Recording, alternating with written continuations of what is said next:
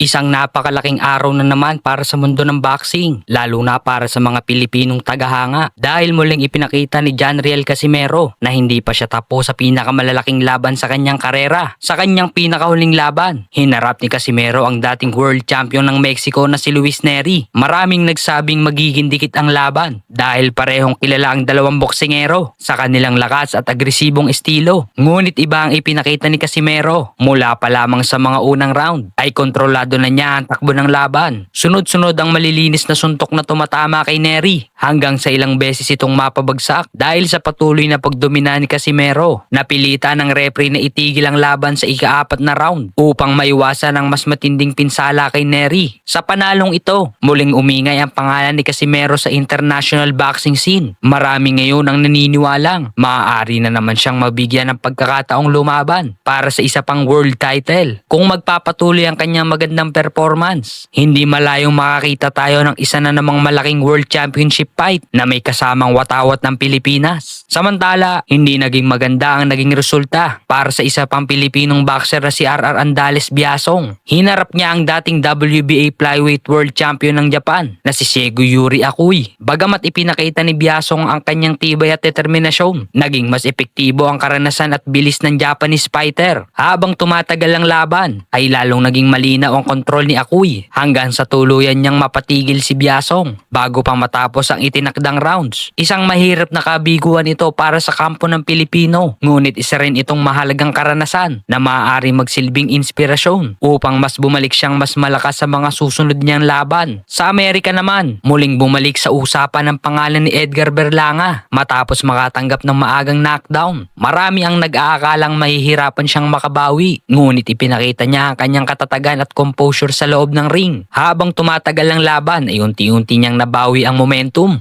hanggang sa tuluyan niyang mapatigil si Steven Butler sa ika-7 round sa pamamagitan ng technical knockout. Ang panalong ito ay muling nagbukas ng maraming posibilidad para kay Berlanga, kabilang ang mga laban kontra sa iba pang malalaking pangalan sa super middleweight division. Samantala, isang malaking balita rin ang pagbabalik ni dating heavyweight world champion na si Anthony Joshua. Matapos ang ilang buwang paghahanda, muli siyang umakyat sa ring upang ipakita na kaya pa rin niyang makipagsabayan sa pinakamahusay na heavyweight sa mundo.